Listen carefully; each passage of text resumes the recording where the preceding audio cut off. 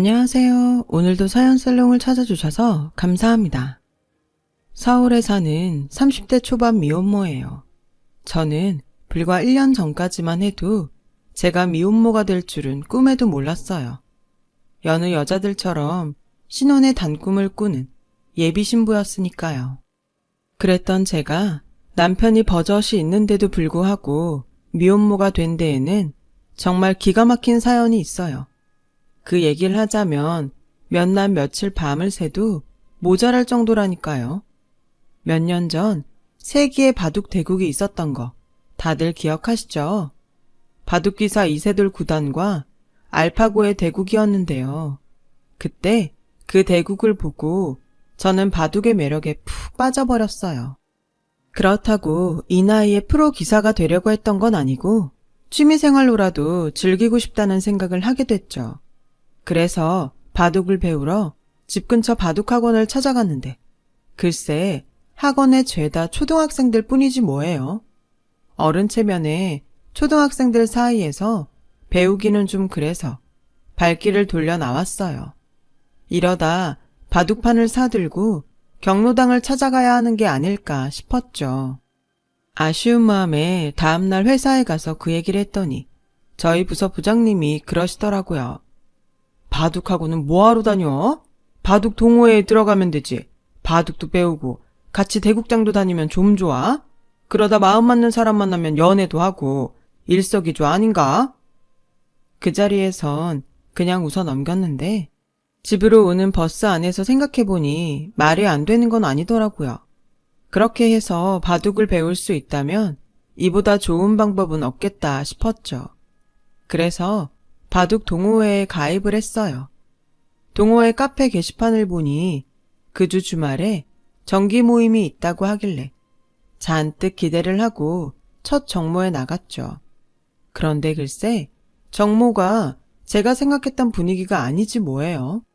저는 대학 동아리처럼 선배들이 신입 회원들한테 바둑도 가르쳐주고 회원들끼리 바둑도 두는 줄 알았거든요.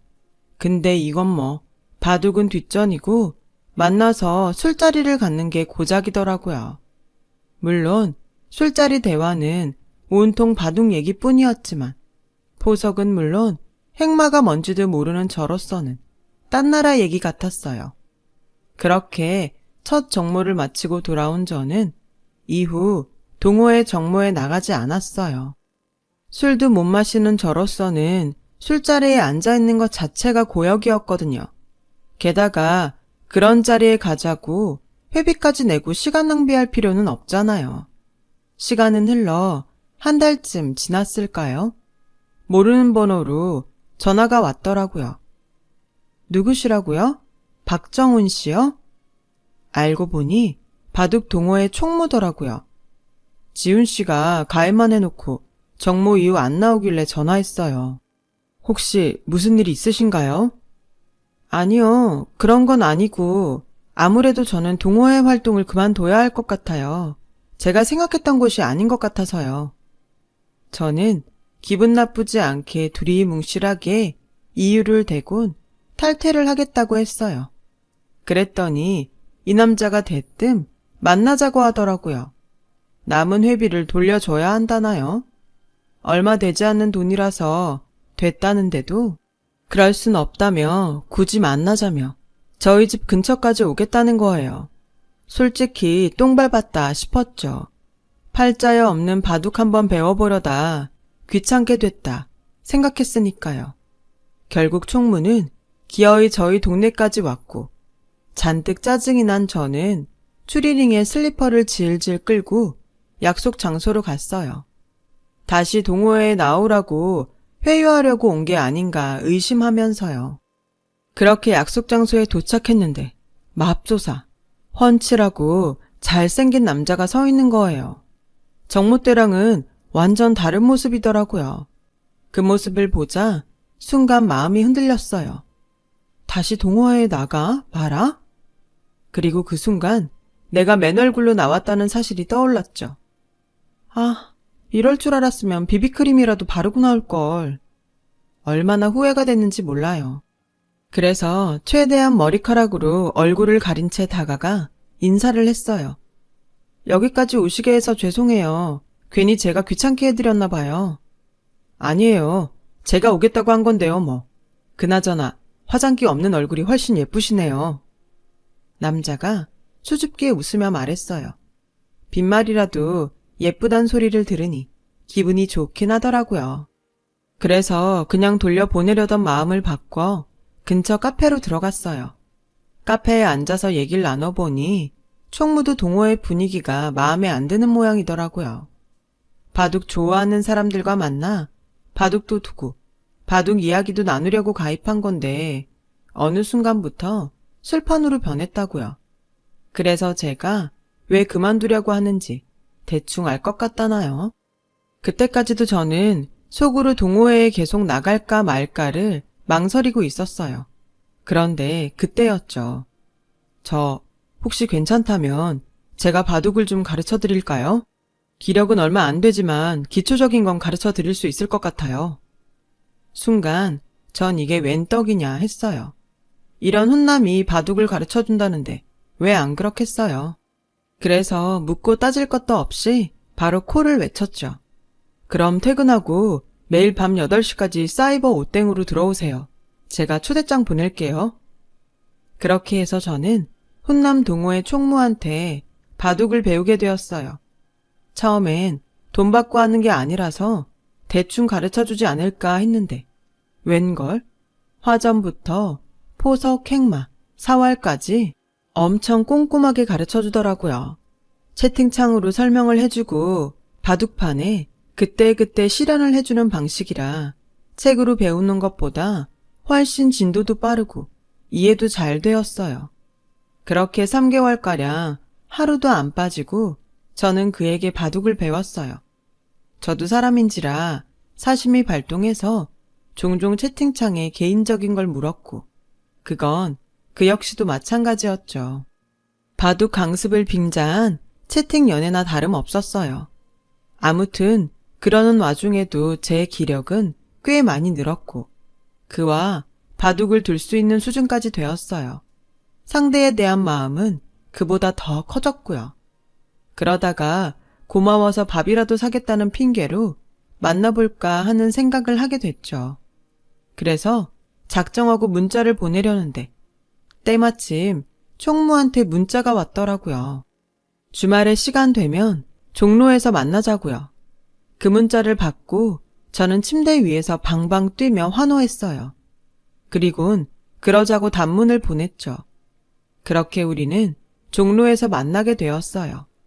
그날은 작정하고 잔뜩 꾸미고 나갔죠. 지난번 생얼은 기억에서 싹 지울 수 있도록 말이에요.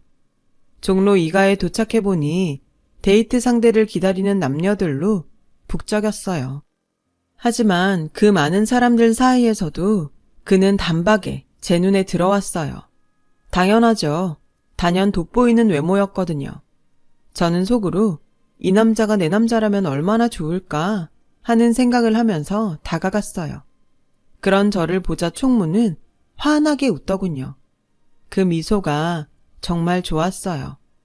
총무는 저를 보자 대뜸 손을 잡더니 어디론가 데리고 갔어요. 도착한 곳은 허름한 건물 앞이었죠.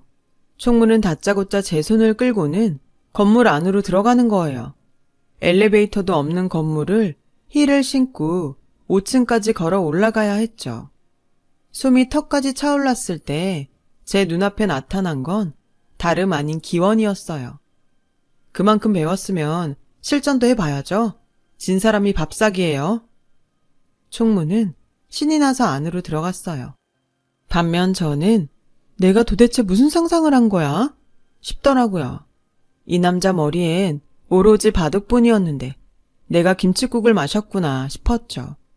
머리가 희끗희끗한 할아버지들 사이에 자리를 잡은 우리는 숨 고를 틈도 없이 젖바둑을 시작했어요. 하수를 상대로 설렁설렁 더 줄 법도 한데 이 남자는 좀처럼 그럴 생각이 없는 것 같더라고요. 인터넷 18급을 상대로 대마를 35개나 잡아가며 맹렬하게 공격을 하지 뭐예요. 그쯤 되니 저도 승부욕에 불타서 이를 악물고 전투바둑으로 응수했죠. 결과는 총무의 2집 반 승이었어요. 복귀를 하는 내내 내가 왜 이 돌을 여기에 뒀을까 후회를 하면서 패배를 곱씹다 보니 확 열이 받더라고요. 그런데도 이 남자는 뭐가 그리 좋은지 입이 아주 귀에 걸리겠더라고요. 그렇게 좋으세요? 6단이 고작 18급 상대로 이겨놓고? 저는 가자미 눈으로 툭 내뱉었어요. 그제야 제 기분을 눈치챈 총무는 사과를 하더라고요. 기분 나쁘셨다면 죄송해요.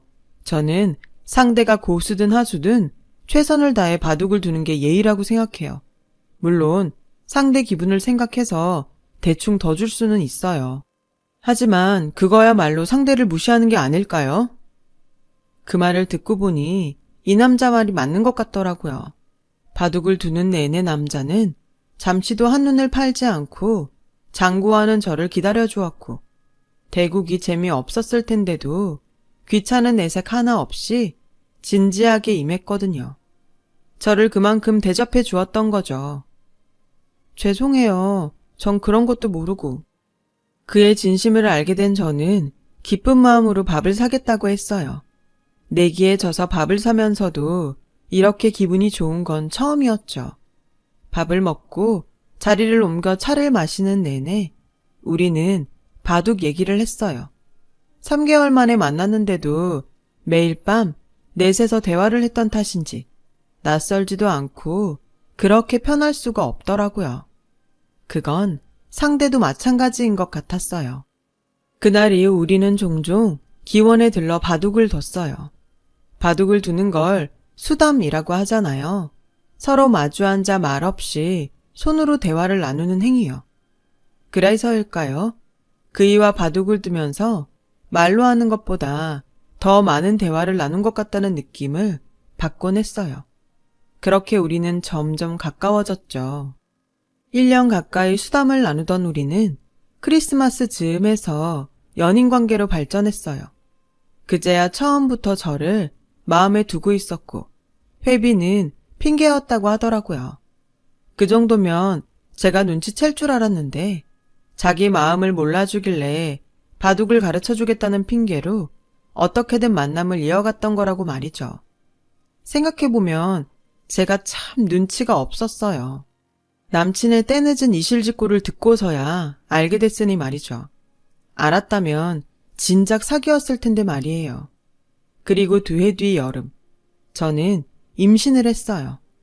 아직 본격적으로 결혼 얘기가 나오기 전이라 임신 테스터의 빨간 2줄을 보곤 살짝 겁이 나긴 했지만 이 남자라면 책임감 없이 외면하진 않을 거란 생각이 들기도 했어요. 그리고 제 예상대로 임신 소식을 들은 그는 당장 양가 부모님을 찾아뵙고 결혼 허락을 받자고 하더라고요. 평소 실리 바둑을 선호하던 그는 결혼 전에 아이를 갖는 건 따지고 보면 시간을 절약하는 방법일지 모른다며 차라리 잘 됐다고 하더군요. 그 말에 저는 안심할 수 있었어요.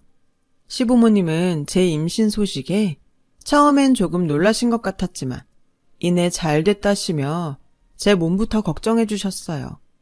특히 어머님은 같은 여자라 그런가 제 입장에서 많이 생각해 주셨죠. 아무래도 결혼식은 출산 후에 하는 게 어떨까 하는데 네 생각은 어떠니? 한 번뿐인 결혼식인데 예쁘게 몸 만들어서 하는 게 좋지 않겠어? 아직은 임신 초기라 티도 안 나고 드레스를 입어도 괜찮을 것 같아요.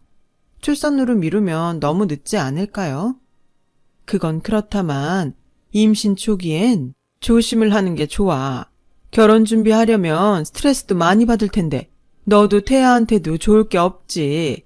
결혼식에 언제 하든 뭐가 문제겠니? 네 몸 건강한 게 우선이지. 그때는 그 말이 따뜻하게 들렸어요. 비록 내 부모님은 아니시지만 나를 친자식처럼 생각하시는 분이구나 생각했거든요. 능구렁이 같은 속내를 모른 채 말이죠. 친정 부모님께 어머님 뜻을 전했더니 맞는 말씀이라시며 식은 출산하고 천천히 하자는데 동의하셨어요. 그렇게 우리 부부는 결혼식을 미룬 채 남편이 살고 있던 전셋집에 저희 쪽에서 혼수를 채워서 바로 신접살림을 차리기로 했어요. 자기야, 시금 미룬다 쳐도 혼인신고는 먼저 해야 하지 않을까? 그래, 혼인신고서만 작성해줘. 보증인도 필요하니까 나머진 내가 알아서 할게. 당신은 신경 쓰지 마. 임신한 저를 대신해서 혼인신고와 의료보험은 남편이 처리하기로 했어요. 그래서 다음날 제가 신경 써야 할 부분만 채워서 남편한테 혼인신고서를 주었죠. 그렇게 결혼에 필요한 일들을 처리하고 우린 신혼생활을 시작했어요. 남들은 결혼 준비로 스트레스도 많이 받고 싸우기도 많이 싸운다는데 저희 부부는 그런 트러블 없이 정말 순조롭게 모든 일을 끝냈어요. 이제 남은 건 회사 일을 정리하고 태교에 힘쓰는 것뿐이었죠. 임신 5개월 차에 들어서자 몸도 예전과 다르고 입덧이 심해서 저는 계획보다 일찍 퇴사를 하게 됐어요. 제가 맡고 있던 업무가 사무실보다는 외부에서 진행하는 일이 많아서 몸에 무리가 많이 갔거든요. 대학 졸업 후 처음 들어갔던 제 첫 직장이었기에 퇴사하는 날 눈물이 많이 났어요. 다닐 땐 그렇게 지긋지긋하던 이곳을 영영 떠난다니 마음이 허전하더라고요. 그래도 인생의 반려자를 만나 새로운 인생을 시작하는 거니 이런 이별이 나쁘지만은 않다고 스스로 위로를 하며 사원증을 반납하고 짐을 챙겨 나왔어요. 퇴사 후에는 집안 살림과 태교에 힘쓰며 사회생활을 시작한 이후 가장 여유로운 시간을 보낼 수 있었어요. 그렇게 시간은 흘러 드디어 출산이 코앞에 닥쳤어요.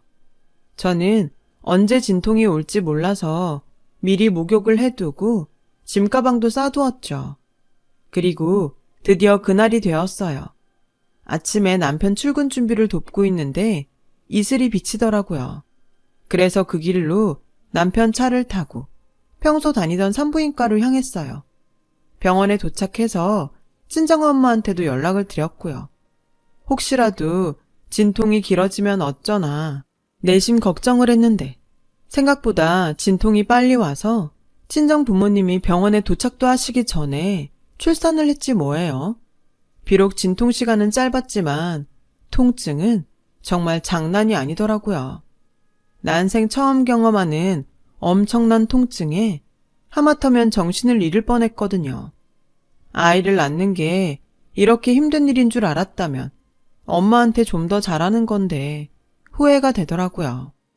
출산 후 부모님 얼굴을 보는데 어찌나 눈물이 흐르던지 특히 엄마한테 죄송한 마음에 엉엉 울었다니까요. 이래서 여자는 애를 낳아야 진짜 어른이 된다고 하는구나 싶었죠. 시부모님은 오후 늦게 병원에 오셨어요. 아버님, 어머님은 그동안 수고했다시며 제 손을 잡아주시더라고요. 아가, 산후조리는 어떻게 할 거니? 친정 어머님이 해주신다든? 아니요, 그냥 조리원 들어가려고요. 엄마도 힘드신데 그게 나을 것 같아서요. 게다가 요즘 조리원에선 수유교육이랑 산모 몸매 관리도 해주거든요. 그 순간 시어머니 표정이 확 바뀌었어요. 뭐? 아니, 애 젖 먹이는 게 뭐라고 그 돈을 들여 조리원에서 배워? 그리고 살이야 때 되면 다 빠질 텐데 몸매 관리는 또 뭐고? 얘, 돈 그렇게 막 쓰는 거 아니다? 조금 전까지 세상 둘도 없이 살갑던 시어머니는 싸늘한 표정으로 정색하시며 제가 헛돈을 쓰는 것처럼 나무라셨어요. 그런 모습은 처음이라 당황스럽고 많이 서운하더라고요. 아무래도 내가 사부인이랑 얘기를 좀 해야지. 안 되겠다. 요즘 애들은 정말이지 돈 무서운 줄 몰라서 탈이라니까. 결국 그날 시어머니는 제 친정 엄마한테 전화를 걸어 반강제로 산후조리를 떠넘겼고 저는 엄마 도움을 받아 집에서 산후조리를 하게 되었어요. 저 때문에 잠도 설치시며 미역국 끓이고 손주까지 돌보시는 엄마를 보니 가슴이 아파서 밥이 안 넘어가더라고요. 그래서 일찍 자리를 털고 일어났어요. 몸 편하게 마음고생보다는 차라리 몸고생을 하는 게 낫겠다 싶었거든요. 그런데 얼마 뒤 생각지도 못한 일이 벌어지고 만 거예요. 아이 출생신고는 엄마가 해야 한대서 남편이 회사 간 사이 아이 출생신고를 하러 구청을 찾아갔는데 황당한 상황에 놓이게 된 거죠. 네? 제가 아직 미혼이라고요? 글쎄, 혼인신고가 안 돼 있더라고요. 그래서 바로 남편한테 전화를 걸었어요. 자기야, 우리 혼인신고 안 했어? 출생신고하려고 구청에 갔더니 내가 미혼으로 나오더라고. 도대체 이게 어떻게 된 거야? 남편은 당황하더니 지금은 업무로 바쁘니까 이따 집에 가서 설명해 주겠다며 전화를 끊었어요. 저는 남편이 퇴근하기를 기다리는 내내 온갖 상상을 다 했어요. 혹시 남편한테 여자가 있는 건가? 처음부터 유부남인데 날 속인 건가? 생각은 꼬리에 꼬리를 물고 늘어났고 그러면 그럴수록 의심스러웠어요. 그도 그럴 것이 남편이 저한테는 분명히 혼인신고를 했다고 했었거든요. 그렇게 저는 남편의 퇴근을 눈이 빠지게 기다렸어요. 하지만 남편은 퇴근 시간이 한참 지났는데도 돌아오지 않았어요. 전화도 안 받고 말이죠. 그리곤 새벽 2시가 다 돼서야 술이 떡이 돼서 돌아왔더라고요. 인사불성이 된 상태라 제 물음에 답할 상황이 못 됐어요. 결국 저는 남편을 침대에 눕혔죠. 차라리 내일 아침에 정신이 돌아오면 그때 묻자 생각했어요.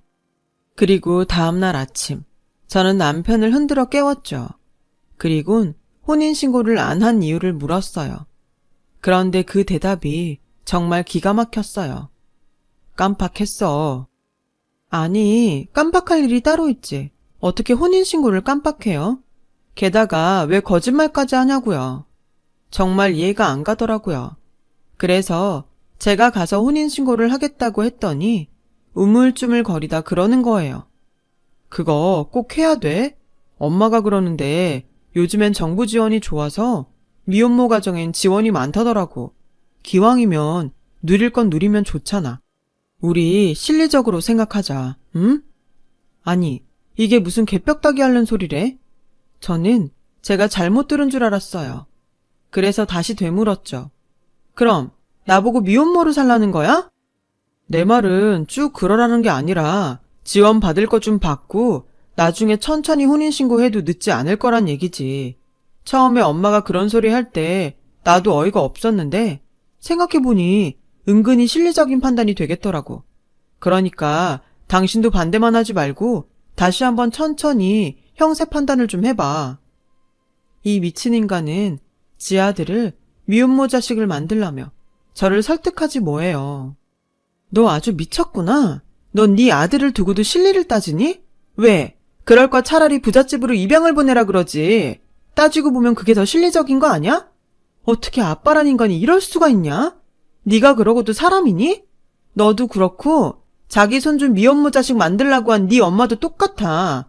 어디 이런 개 막장 같은 인간들이 있어? 나 더 이상 너 같은 인간이랑은 못 살아. 어차피 네 호적에도 없는 아들이니까 엄마인 내가 데리고 살 거야. 넌 잘난 네 엄마 말 듣고 잘 살아봐. 그 길로 저는 짐을 싸들고 집을 나왔어요. 막상 나와보니 애를 데리고 갈 곳도 없더라고요. 그래서 하는 수 없이 친정으로 향했어요. 집에 도착해 엄마를 보자 울음부터 터져 나왔죠. 그리곤 좀 전에 있었던 일을 모조리 부모님께 털어놓았어요. 부모님은 기가 차서 말문이 막히셨죠. 엄마는 손주를 끌어안고 눈물을 흘리셨고 아빠는 연신 땅이 꺼져라 한숨만 뿜어대셨어요. 그날 밤 남편은 퇴근 후 저희 집으로 찾아와 배를 눌렀고 엄마는 물바가지를 뿌리며 욕을 퍼부으셨어요. 아빠는 단호하게 돌아가라고 하셨죠. 결국 남편은 제 부모님 기세에 눌려 발길을 돌려야 했어요. 그날 이후로도 남편은 제게 계속 전화를 했지만 받지 않았어요. 그리고 며칠 뒤 아빠가 안방으로 저를 부르시더라고요. 땅 문서를 내주시며 물려줄 일정 부분을 오빠들 몰래 제 명의로 돌려놨으니 간직하고 있다가 필요하면 팔아서 쓰라고 하시더라고요. 아빠는 마음을 굳히신 모양이었어요. 딸을 미혼모로 살게 하더라도 다시는 그 집 식구로 살게 하지 않겠다고 말이죠. 그리고 며칠 뒤 시부모님과 남편이 저희 집으로 쳐들어왔어요. 손주 찾으러 왔다고 하더군요. 어머니 내 아들 자식인데 누구 맘대로 애를 데리고 갑니까? 싫다고 집 나간 며느리는 필요 없습니다. 내 손주만 내놓으세요. 여자가 혼자서 무슨 애를 키운다고? 직장이 있습니까? 막말로 돈이 있어? 돈도 없는 게 어줍잖게 모성애 펼칠 생각 말고 실리를 따져봐. 대책은 있니? 괜히 법정에서 망신당하지 말고 좋게 말할 때 내놓는 게 좋을 겁니다. 시어머니는 사과는커녕 뻔뻔하게 제 아들만 데려가겠다고 하더라고요. 누가 돈이 없어요? 재산으로 치면 제가 어머님 아들보다 몇십 배는 더 있을걸요? 저는 땅 문서를 펼쳐 보이며 의기양양하게 말했어요. 너랑 헤어진 기념으로 아빠가 주신 땅이야. 며칠 전에 부동산에 알아보니 그동안 땅값이 많이 올라서 30억은 좋게 받을 거라고 하더라고. 요즘 그쪽 지역이 재개발 바람이 불어서 엄청 땅값이 올랐거든요. 당신은 재산이 얼마나 돼? 전세 보증금도 거의 은행 대출이지. 그런 주제에 어디서 돈 타령이야. 그리고 어머님, 입은 삐뚤어져도 말은 바로 하셔야죠. 법정에서 망신당할 사람이 어떻게 접니까? 당신 아들이지. 제 자식을 미혼모 아들 만들자고 하는 인간을 법이 구제해 줄 것 같아요? 당신들 이거 엄연히 범법행위야. 내가 신고하면 처벌받는다고. 어쩜 이렇게 무지한지 몰라. 바둑 형세 판단은 잘하는 사람이 어떻게 자기 인생 형세 판단은 안 되니? 그렇게 실리적인 거 따지더니 뭐가 실리적인지 판단이 안 돼? 지금 당신들은 납작 엎드려 싹싹 빌고 쥐 죽은 듯이 조용히 사는 게 상책이야. 어딜 와서 까불어 까불긴. 어차피 안 살기로 작정한 김에 참았던 말을 다 쏟아냈어요. 그런데 이 인간들이 뭘 잘못 먹었나. 누나를 막 굴리더니 갑자기 제 손을 끌어잡고는 눈물씩이나 흘리는 거예요. 황당해서 기도 안 차더라고요. 아가, 내가 너한테 몹쓸 짓을 했구나. 내가 잠깐 노망이 들었었나 보다. 우리 애가 무슨 잘못이 있겠니? 철없는 애미가 고집을 부리니 그저 장단이나 맞춰준 것을. 그러니 마음 풀고 용서해다오. 미워하려거든 날 미워해. 내 아들이 무슨 죄겠니? 그러니 지난 일은 모두 잊고 못 치른 결혼식 제대로 치르고 다시 시작하렴.